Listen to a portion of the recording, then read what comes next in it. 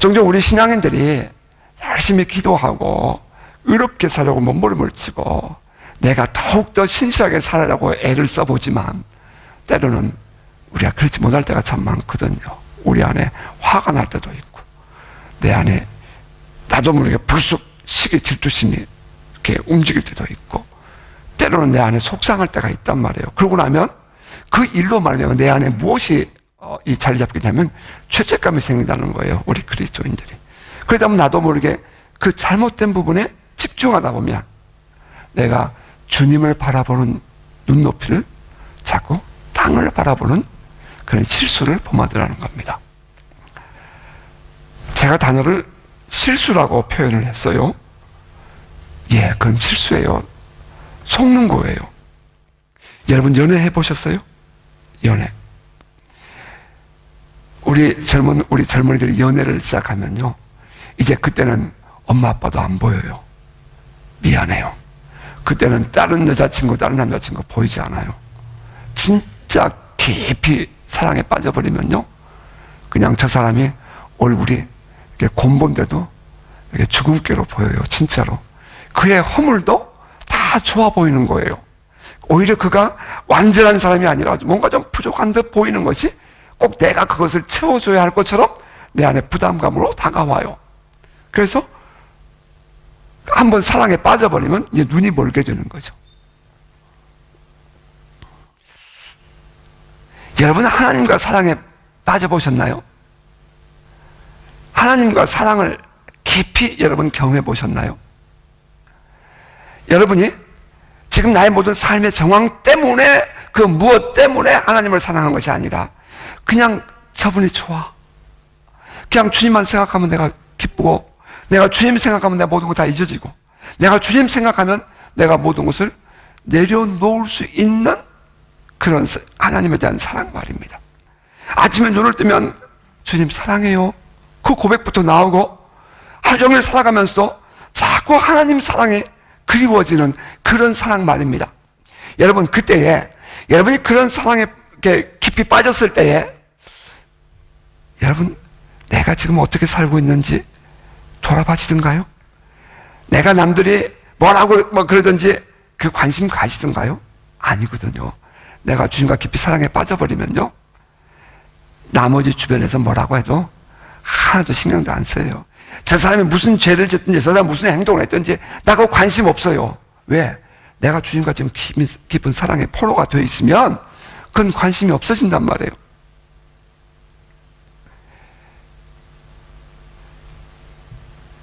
종종 사람들은 이 부정적인 시각으로 우리 그리스도인들의 삶을 우리 많은 교인들의 삶을 이렇게 평가하고 비판하고 정죄하는 모습들을 종종 보고 듣곤 해요. 여러분 그때 여러분 어떻게 생각하시나요? 저는 그런 말을 들으면 다른 것보다 저분이 그 말하는 분이 안타깝고 불쌍해 보이는 거예요. 만약에 저분이 하나님과 깊은 사랑의 포로가 되어 있었으면 남들이 무슨 짓을 하든지 보이지가 않아요. 좀 미안하지만 어떤 사람이 어떤 삶을 사는지 어떤 교회가 무슨 일 하냐 나 관심 없어요. 나 주님과 사랑에 포로되어 있으면 전혀 그런 거 보이지 않거든요. 근데 그런 것이 보인다는 것 자체가 지금 하나님과의 친밀감, 하나님과의 사랑에서 놓쳐져 있다는 것을 깨닫게 해요. 그러한 의미에서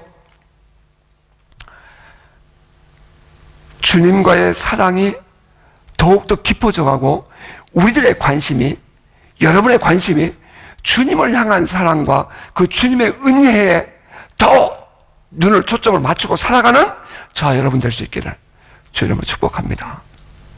그러니까 때로는 그런 꿈 꾸면 정말 기분 나빠요. 그런데 그런 기분 나쁜 꿈을 꾸면서 왜 이런 꿈을 내가 꾸게 되었는가 하는 것을 생각해 보는 거예요. 그렇구나. 내가 주님께 온전히 내가 집중하지 못할 때에 내 안에 나도 모르게 그런 불안한 마음, 그런 죄책감 혹은 그런 어두운 생각들이 밀고 들어오더라는 거죠. 여러분 바라기는 정말 여러분 안에 이 주님을 사랑하는 마음, 그 주님을 바라보고 아침에 눈을 뜨자마자 진심으로 주님 사랑해요, 주님 고마워요, 하는 그런 마음이 정말 내 안에서 깊은 곳에서부터 정직하게 늘 우러나오는 그런 삶이 되시기를 주의 이름으로 축복합니다. 해를 바라보고 있으면 내 그림자 안 보이는 거예요. 그죠? 내 그림자가 보인다는 것은 해를 보지 않기 때문이라는 거죠. 내 그림자가 보인다는 것은 해를 등지고 있다는 거예요. 내가 늘 부족하다, 내가 연약하다, 그런 것이 자꾸 보인다는 것은 내가 지금 주님을 바라보지 않기 때문에 오는 그런 결과들이에요.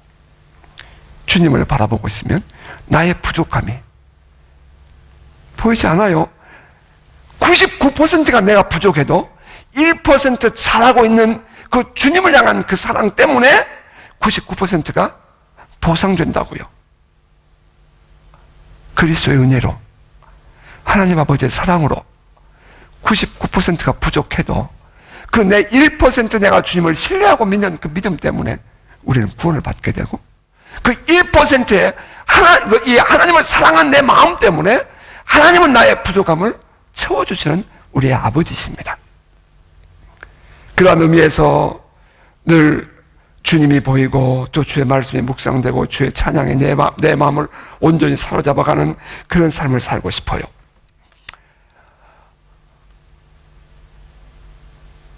종종 사람들이 말이죠, 이제 방향을 조금 바꿔볼게요. 종종 사람들이 그 자기와 함께하지 않는 사람들에 대해서 일단은 부정적인 시각으로 보는 경향들이 참 많아요. 왜 꼭 자기와 함께해야 합니까? 왜 꼭 우리와 함께해야 하죠? 전 이런 질문을 해보고 싶어요. 그런데 놀라운 것은 예수님의 제자들조차도 그랬다는 거예요. 그 중에 대표적인 사람이죠. 성경에 말하기를 예수님의 사랑을 받는 자라고 스스로 표현될 만큼 예수님을 많이 사랑하던 제자였죠. 요한이 말입니다. 그 요한이 주님께 말해요. 선생님, 우리를 따르지 않는 어떤 사람이 주의 이름으로 귀신을 내쫓는 것을 우리가 보고 우리가 하지 말라고 막았습니다. 금했습니다. 우리를 따르지 아니하므로 우리가 금하였나이다 라고 말을 해요. 주님이 말하죠. 금하지 마라. 막지 마라. 내 이름을 의탁해서 능한 일을 행하고 즉시로 나를 비방할 자가 없다. 우리를 반대하지 않는 사람은 우리를 위한 사람이야 라고 말을 합니다. 솔직히 우리가 많은 사람들이 흔히 범하기 쉬운 오류입니다. 우리와 함께 있지 않다고, 혹은 내 울타리 안에 있지 않다고 딱 문 닫아버리는 거죠, 마음을. 그리고는 이제 부정적인 수많은 이야기들을 합니다.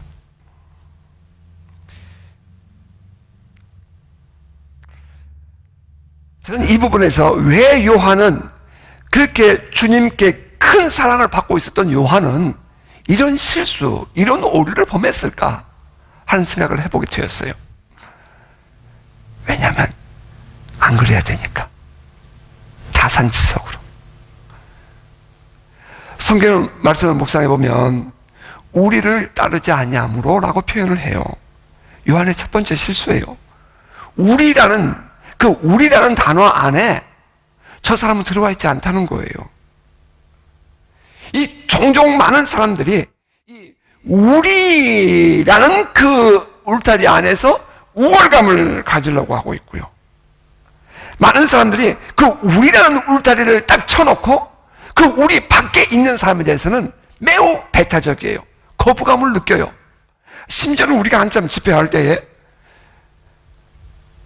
정말 기적이 일어났죠. 그분들 한국에서 강사들 초빙해서 집회하고 그랬던 교회거든요. 근데 우리는 강사가 안 오고 그냥 제가 했잖아요. 그랬더니 저한테 자기 교우들에게 그 목사님 잘못됐다고, 그 교회 집회 가지 말라고. 그래서 저 앞에서 헌금 봉투 헌금하고 싶은데, 감사해서 헌금하고 싶은데 저희 교회에서 목사님 교회 들어가지 말래요. 그렇다고 문 앞에서 주면서 우는 거예요. 눈물을 뚝뚝뚝뚝. 제가 이상한 목사 돼버렸죠. 그래가지고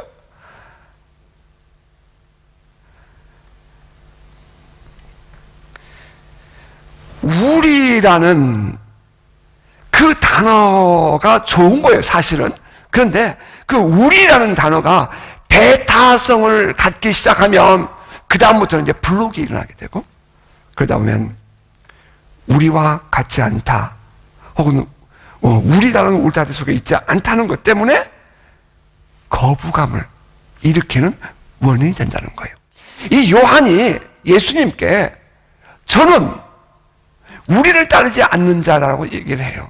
우리를 따르지 않았기 때문에, 우리라는 이 울타리 안에 있지 않기 때문에 제가 안 된다고 얘기했어요 라고 했다는 거예요. 진정으로 이 건강한 복음운동이 일어나기 위해서는 필요한 것이 바로 이 울타리 치는, 블록화하는 그것이 깨져야 합니다. 깨지기를 원해요. 또 이제 두 번째, 그 말씀 속에서 요한이 보여주고 있는 것은 우리를 따르지 않았기 때문이라고 표현을 해요. 따르지 않았기 때문이라고.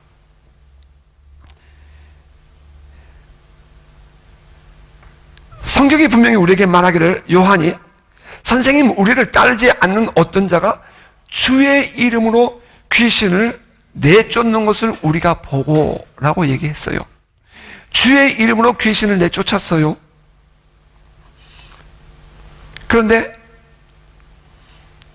이 사람이 우리를 따르지 않는다는 이유로 그걸 거부했단 말이죠.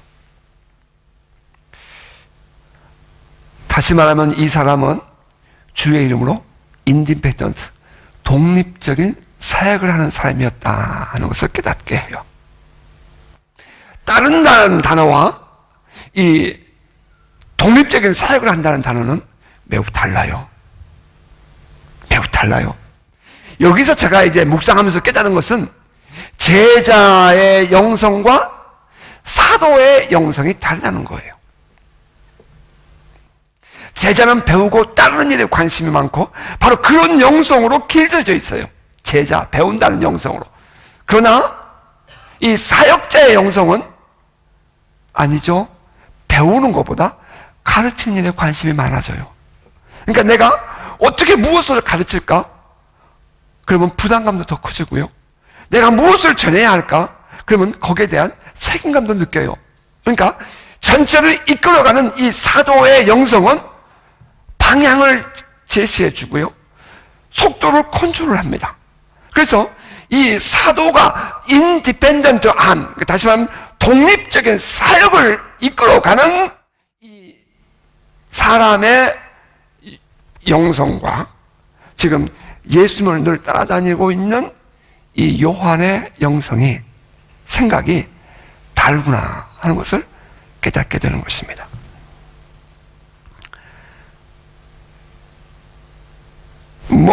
반드시 여야 되는 것은 아닌데 말이에요. 한국 교회에 큰 보이지 않는 아픔이 저는 있다고 생각해요. 그게 뭐냐면, 어느 교회든지 제자 훈련을 하지 않으면, 제자 훈련 프로그램이 없으면 그 교회가 낙후된 교회든지 아니면 좀 뭔가가 부족한 듯하게 생각하는 경향이 있다는 거예요. 그게 한국 교회의 큰, 제가 보는 병폐예요. 아니, 여러분 어떻게 생각하세요? 우리 교회도 한 시티에서 젊은 청년이 전화를 했어요, 저에게. 그리고는 교회가 어디 있어요? 뭐 여러 가지를 많이 묻더라고요. 예배 시간 몇 시예요? 그래서 다 설명을 해서 그때 맨 마지막에 저에게 묻기를, 교회에 성경 공부 시간이 있나요? 제자훈련 프로그램이 있어요? 청년들? 그렇게 묻는 거예요. 그래서 우리 교회는 지금 청년들 제자훈련하지 않는다.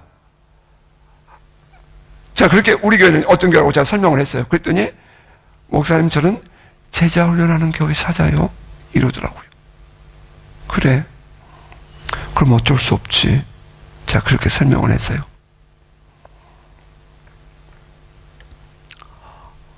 저는 그거 큰 병폐 중에 하나라고 생각해요. 그게 70년, 80년대에 그 미국에서 이렇게 한참 운동이 일어나기 시작한 제자 훈련이거든요. 하나의 과정이거든요. 지금 세계교회는 그렇게 가지 않아요. 제자 훈련에서 또 벌써 한 두어 번, 한 세 번째까지 왔어요, 흐름이. 근데 우리 한국교회는 그거 붙잡고, 처음에 제가 80년대에 그 제자 훈련하는 교회들에 대해서 우리 한국 교회들은 저 잘못됐다고 그랬었어요. 여러분 그런 거 모르시죠? 처음에 한국에 그 제자 훈련이 들어왔을 때 잘못됐다고 그랬어요, 그거. 왜냐하면 사람들을 이렇게 울타리 안에 집어넣을 가능성이 있다. 그래서 그것은 올바른 것이 아니다 라고 지적했었어요. 근데 그것이 이제 보편화되고 나니까 그나마도 없던 교회들이 그것을 하게 되니까 이제 교회들이 안정되고 성장해 가니까 그게 보편화된 거예요. 근데 오류가 뭔지 아세요? 물론 그들은 이 지도자 훈련이라는 것을 마지막 코스 해요. 저도 제자 훈련 하던 목사니까요. 그래서 그 제자들을 지도자로까지 성장해야 된다라고 얘기해요. 그런데 궁극적으로 거기에 실수가 뭐냐면은 제자의 영성과 사도의 영성이 다르다는 거예요. 그러니까 내가 배우고 내가 훈련되어진 그 안에만 허락이 되고 그 이상의 성령의 역사와 하나님의 영광의 임재로 말미암아 나타나는 그러한 역사에 대해서는 거부감을 느끼는 거죠. 그러다 보니까 거기에 잘 길들여진 사람들이 이런 성령의 사역이나 또 다른 하나님의 이 무브먼트에 대해서 거부감을 느끼고 겁없이 말하는 거예요. 잘못됐다고. 그러니까 그런 오류를 범하는 거죠. 자, 사도의 영성. 지금 저가 예수의 이름으로, 주의 이름으로 귀신을 내쫓는 것을 보고 우리를 따르지 아니함으로 금하였나이다 라고 했던 그 사람 말입니다. 그 사람 안에 가지고 있는 영성은 과연 무엇이었을까? 매우 진취적이죠.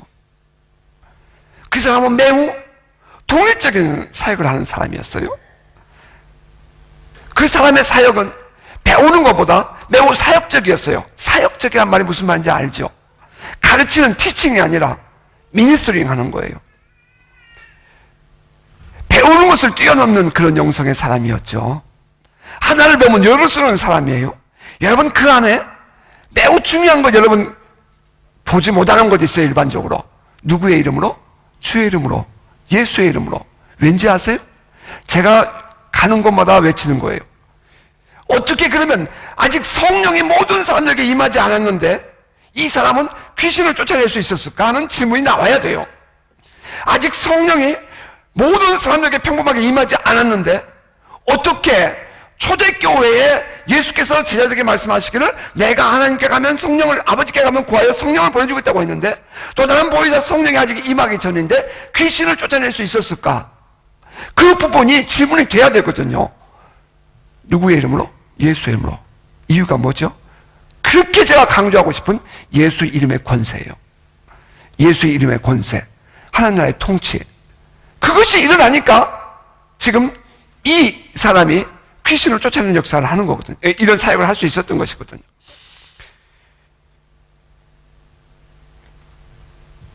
성령의 인도하심에 민감하고 성령의 역사와 함께하는 그런 사람의 영성은 제자의 영성이 아니라 사도적인 사도의 영성이에요.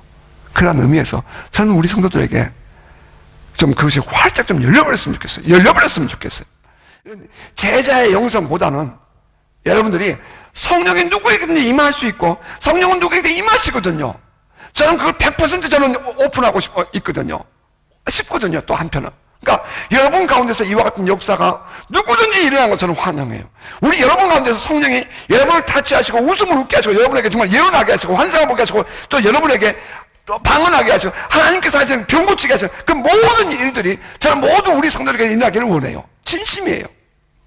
그래서 어느 누구에게서 그런 일이 일어날 때 저는 제가 할 일이 뭐예요? 주님께 기도하는 거예요. 성령님 더 임하셔서 저로 하여금 하나님의 뜻을 더 드러내게 하소서. 성령님 임하셔서 저를 사로잡으시고 더 깊은 하나님의 은혜를 체험하게 하소서. 더 만나게 하소서. 더 사로잡으셔서 전 그 기도하는 거거든요. 그러니까 좀 죄송하지만 제가 보는 관점은 성령의 마음, 하나님 아버지의 마음이에요. 저는 그런 마음으로 보고 싶어요. 그래서 저는 모두에게 그런 은혜가 임하고 그들이 우리 모두가 다 각자 어떤 분은 손으로, 어떤 분은 눈으로, 어떤 분은 다리로, 어떤 분은 장 기능이면 어때요? 안 보이는 곳에서 이 장이 만약에 잘못되면 썩는 거죠. 사람 죽는 거예요. 안 보이는 곳에서 그렇게 역사하면 어때요? 그런 모든 일들이 우리 모든 성도들에게서 저는 일어나기를 진심으로 원해요. 그렇게 되기를 주님을 축복합니다.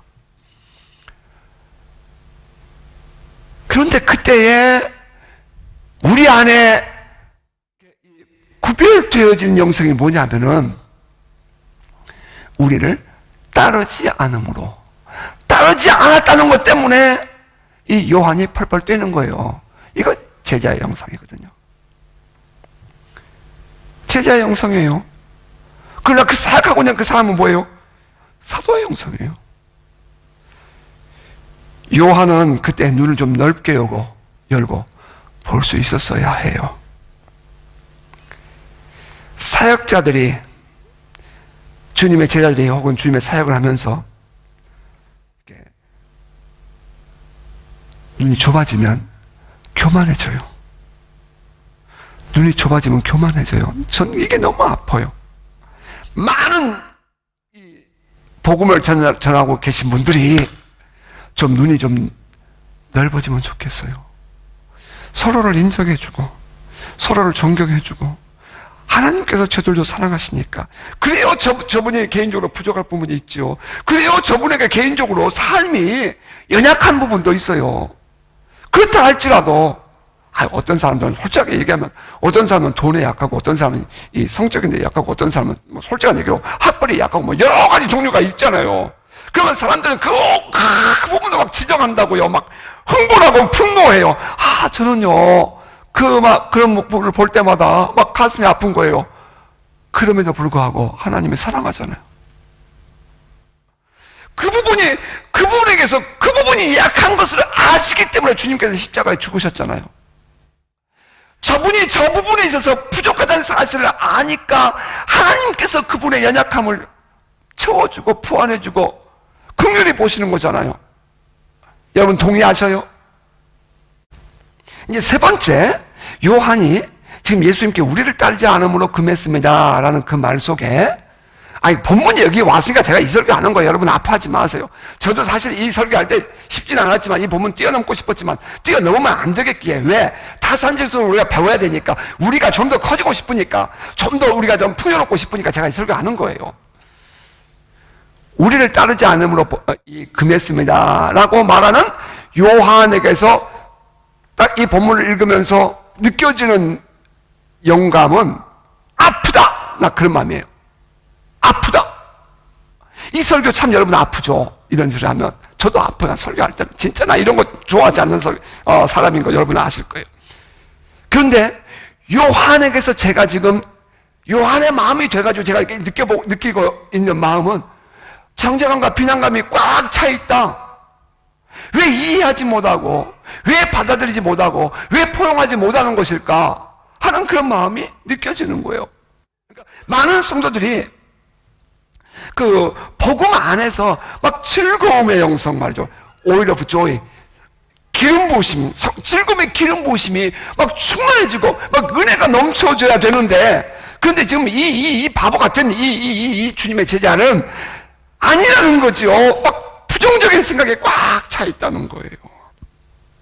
여러분, 좀 우리 교회 안에 이런 좀 밝은 영성이 막 밝고 기분 좋고 막 신나는 그런 일들이 더 많아지기를 주님을 축복합니다.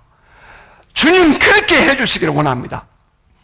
우리 모든 성도들의 마음이 기쁘고 즐겁고 막 왠지 모르게 막 신나고 교회만 오면 막 좋은 그런 교회 되기를 소원합니다. 아멘. 우리를 따르지 않으므로 그만할 것이 아니라 우리 요한 선생님께서는 오히려 더 잘하도록, 잘 가도록 격려해주고 안내해주고 그랬으면 얼마나 좋았겠어요.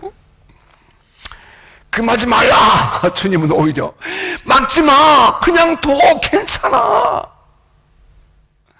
내 이름으로 이렇게 이 사역을 하는 저 사람들이 금방 나 비난하지 않아. 라고 얘기해요. 또 하나 거기서 우리가 깜빡하고 이렇게 스파크가 일어나는 그런 인사이트가 있죠. 지금 요한이 아파하고 있어요. 요한이 예수님을 따라다니면서 복음을 전하는데, 그러니까 이 복음을 전하는 예수님을 따라다니는데 수많은 비난을 받고 있었던 거예요. 세례 요한을 따라다니던 제자였거든요. 세례 요한과 함께 할 때에는 감히 아무도 비난하지 않았었어요. 그랬는데 예수님을 따라다니면서 가는 곳마다 바리새인과 서기관 대제사장들, 소위 말하는 힘을 가진 많은 군종들이 비난하고 있었다고요. 그러니까 요한의 입장에서는 매우 부정적인 이렇게 이 렌즈가 꽉 끼어 있는 거예요. 아프다는 거예요. 아파하고 있었어요. 그러니까 예수님께서는 지금 이 요한을 아파하지 말라는 거죠. 너 너무 힘들어하지 말라는 거예요. 내 이름으로 착한 일을 행한 그가 즉시로 우리를 비방하지 않아. 비방이라는 단어를 예수님이 먼저 해요. 그건 다시 말하면 지금 많은 사람들이 비방하고 있는 것 때문에 요한이 아파하고 있다는 거거든요. 그것을 아신 주님이 저가 금방 나 비방하지 않아. 괜찮아. 라고 주님이 말씀을 하고 있어요. 저는 이 말씀을 묵상하다가 그렇게 매우 긴장되어 있는 요한에게 우리를 반대하지 않으면 다 우리를 위하는 자야 라고 말씀을 하시면서 그 꽉꽉 묶여있는 빗장을 열어주고 싶어 하시는 주님의 마음을 저는 느낄 수 있었어요. 꽉꽉 닫혀 있어서 불안해하고 이런 놀라우신 하나님의 영광의 은혜 받았음을 좀 전해주지 못하는 답답해하고 있는, 아니 예수의 이름으로 그와 같은 일을 행하면서 얼마나 감사해요. 하늘나라가 임했다는 사실을 더 컨퍼메이션, 더 확인해주고 그랬으면 좋겠는데 딱 자기가 이렇게 묶여있는 요한을 보면서 예수님이 아니야 빗장 열어 괜찮아, 하나님 나라야, 하나님의 복음이야, 걱정하지 마, 괜찮아, 오픈해 하고 있는 그 예수의 마음이 느껴지더라는 거예요.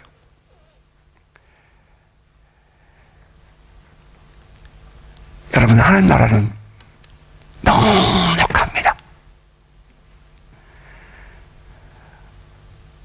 하나님의 나라는 넉넉해요. 복음은 넓습니다.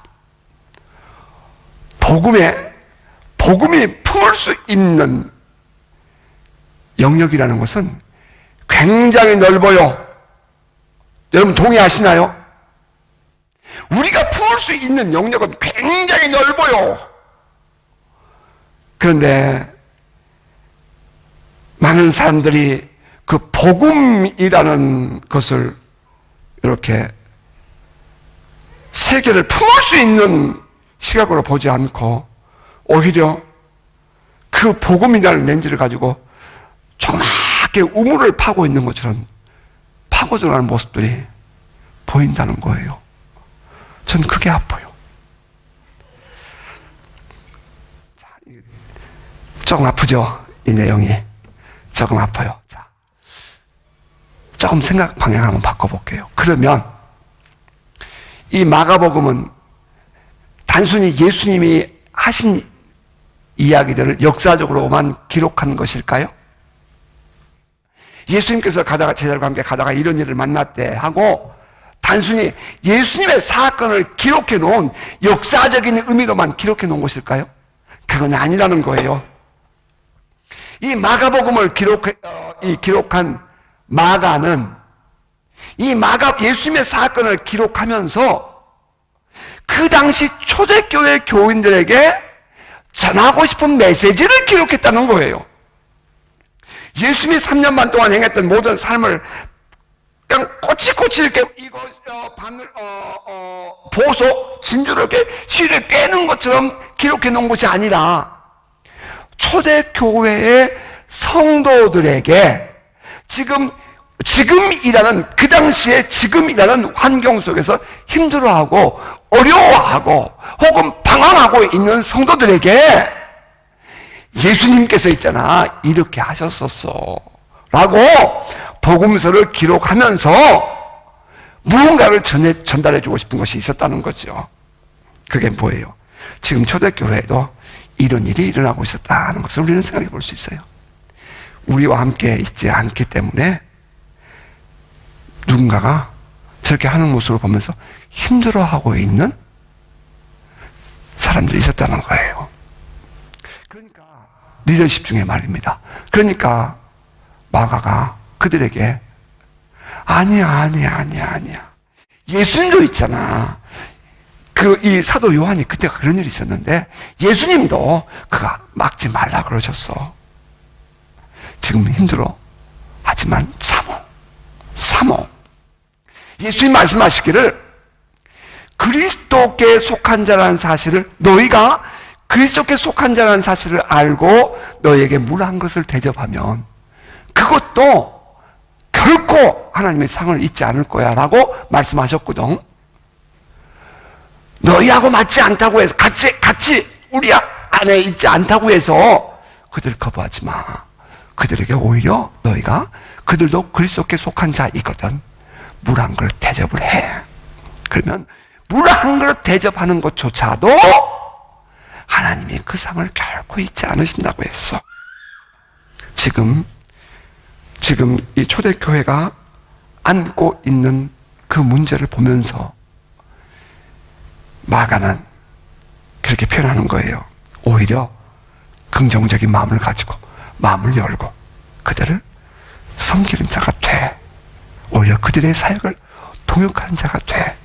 오히려 그들에게 거부감을 갖지 말고 그들을 격려해 줘 라고 표현하고 있다는 거죠. 여러분 아멘입니까? 그럼요.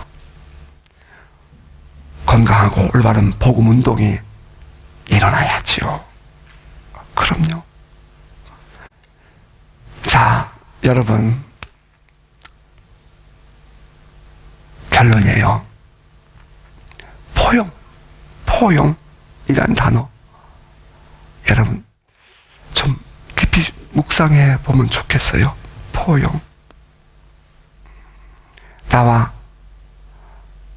다르다는 것 때문에 틀렸다라고 이렇게 깎아내리는 언행을 하고, 혹은 이렇게 배타감을 가지고 블록화하는 그런 모습들을 우리가 보면서, 그래도 우리가 가져야 할 마음은 무엇인가? 포용하자는 겁니다. 아멘 안 하면 설교 더 해야 되는데 끝낼게요. 포용해요. 아멘. 정말요. 여러분 좀 더 마음을 열고, 물론 우리 교우들 참 고마워요.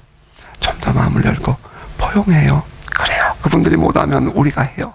그분들이 잘하면 격려해주고, 그렇게 해서 우리가 이 땅에, 정말 우리가 이 땅에서 큰 아버지의 마음 풀어내고 아버지의 사랑 이 땅에 증가하면서, 지옥 가서는 안 되잖아요. 또 다른 영혼들이 지옥 가서는 안 되잖아요.